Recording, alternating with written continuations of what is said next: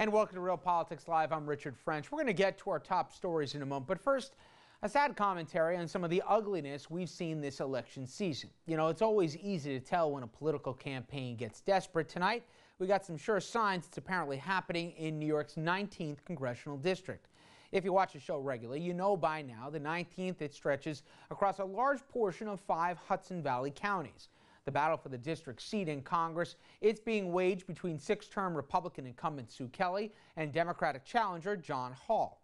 Once a long shot, Hall has been closing the gap, and national party leaders from both sides, they're sitting up and taking notice. In a report today from the Associated Press, political writer Beth Fooey, she confirmed that, writing, "Thanks to a blend of Democratic momentum, Stephen Colbert, YouTube, and his own minor league celebrity, strategists say that Hall, a long-shot Democratic challenger, could topple Kelly, who has represented New York's 19th district since being swept into office as part of the 1995 GOP revolution."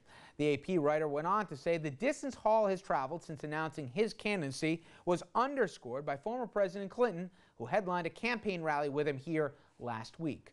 With headlines like that, it's easy to see why the Kelly campaign might be desperate. Now, what's harder, though, to figure out is what they were thinking when they apparently mailed an outrageous campaign brochure to voters across the 5 counties that make up the New York 19. Just take a look at this. Now, you see right there? That's John Hall, and yes, that's the despot dictator Kim Jong-il. That's John Hall, and yes, he's towering over a mushroom cloud.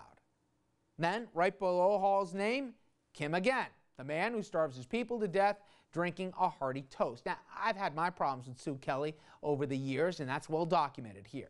Never mind that her campaign manager insulted all the 5 men and women who work here at RNN with a snide comment to the Journal News this week, but to associate an opponent with a murderer, a dictator, and the man who may be the biggest threat to world peace on the planet today, that is simply a new political low. Is it a serious lack of judgment, or is it a sign of ultimate desperation? We tried to ask Congresswoman Kelly that very question. We attempted to ask about the flyer, and our calls to our campaign, just like so many other questions facing her constituents this fall, they went unanswered. That said, we should tell you the post office box printed on the flyer matches her records as one belonging to one Ms. Sue Kelly. Telephone number printed on the flyer, however, was answered by several people, all of whom declined to identify themselves and, yes, again, answer our questions. Not surprising, they ought to be ashamed. Now, we're going to have much more in the race in the 19th, including a look at one of the newest stars on all the political popular sites on the internet.